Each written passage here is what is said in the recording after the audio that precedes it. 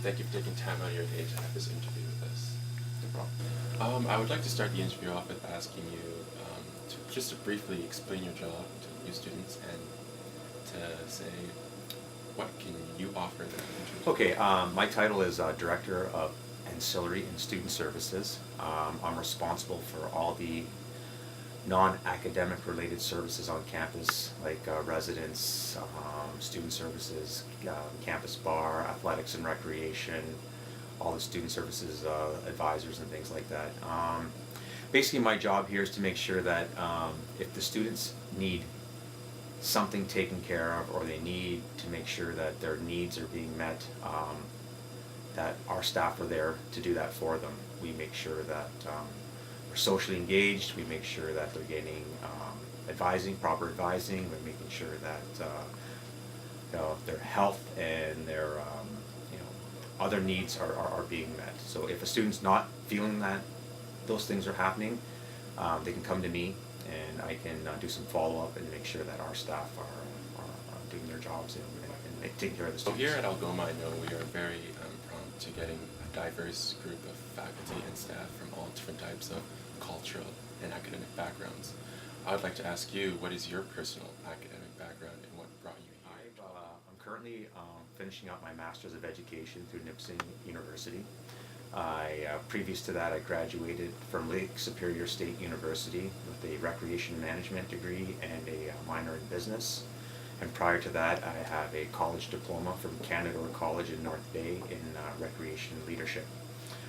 What brought me to Algoma U? Well, I had a fairly lengthy career at Sioux College as the athletics director, and this position, Director of Ancillary Operations, came open about 5 or 6 years ago. And I took a look at it, and I was looking to make a move. I wanted to expand some of my skill sets. I had been in the post-secondary industry, I guess, for almost 16 years, and I felt that I could do a lot more. So when this job came open, I applied for it. I was very fortunate to get it. I love working with students. I've always been the type of person who's been hands-on, responsive to the students. At their events, trying to help them wherever I can. That's what I've always wanted to do. So I'm glad I came here. You seem like a really busy man. You have a lot of things to do in your day-to-day life here at Algoma. What are the biggest challenges you face in your job that you try to overcome on a day-to-day basis? Well, that's a great question. Part of my job is sometimes dealing with issues or concerns or incidents that have happened where at the end of the day, the student is responsible for their actions, or responsible for maybe not doing something they should have done. So there are times where I have to tell a student, what you did was not acceptable, or what you've done has created, something here that needs to be taken care of or fixed. And as a result of that, you're responsible for that. So here's how we're going to deal with it. And there's cases where students don't often like those answers. So that's a challenge for me is having to. I don't want to use the word discipline, because it's not a discipline. It's just making the students accountable for their actions, whether it be in the bar or whether it be something that's happened in residence or over at the George Leach Center. And sometimes they're harmless, and then they get bigger than they need to be, or cause more and more issues. The other thing which is challenging is students sometimes don't like the answers we give them. They don't like a policy, or they don't like a cost that's being applied to them, or they don't like the level of service that's being provided to them by a certain service provider on campus, whether it be student services, the bookstore, or the cafeteria, or something. So you have to try to explain to the student, this is why we do things, or this is why it's being set up the way it is, or this is the way it's being applied. And it may not be an answer that they like, but it's unfortunate. It's just what is currently how we do things. And we would love to make a perfect world here where every student is happy with everything we do. Sometimes those things take a lot of money, or a lot of people, or a lot of time, and we try to do our best, but it's not always what the students like. So those are the challenging things. It's basically telling a student no, or telling a student, I'm sorry, we just can't do what you need us to do, or telling a student you're sort of in trouble for what you've done. And And now this is what you have to do. Well, you've told us about the difficulties of your job. I'd like you to tell us the parts of your jobs that you enjoy. That's a very easy question to answer. There are many parts of my job that I enjoy. Seeing students come in their first year, very nervous. They don't know anybody. They're the first time this far away from home.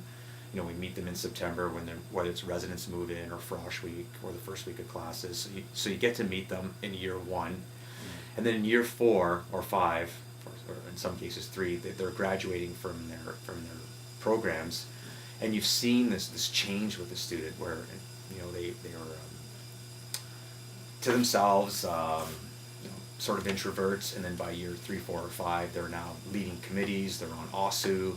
They're the captains of the basketball team. They're residence advisors. They're working part-time in various departments on campus, and you just see this transformation that's unbelievable. And then on graduation day, you see the confidence that they carry when they cross the stage to get their diploma.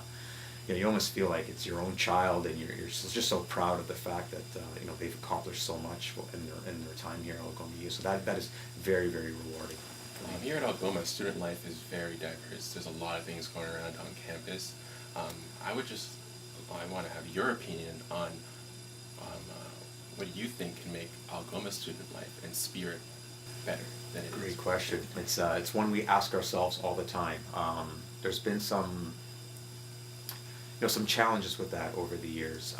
You know, for the first part of my tenure, you know, our residence occupancy was a little bit lower than it is now. So I think a big factor is the more people that live on campus, the more apt they are to get involved on campus, because it's just so convenient. You know, they're adding to the student life. It's their ideas, it's their activities, it's what they want to see on campus. So, you know, part of that factor that if they create their own interesting things to do, they'll support them. You know, it's one thing for staff to put up a poster that says, okay, we're having a sleigh ride, please come out. You know, and we get pretty decent turnouts for those, but when the student body takes ownership of their own activities and takes a leadership role in planning them and promoting them and then encouraging other students to come out, that helps. So the more people that live on campus, the more subgroups or social groups will start to form as a result of that.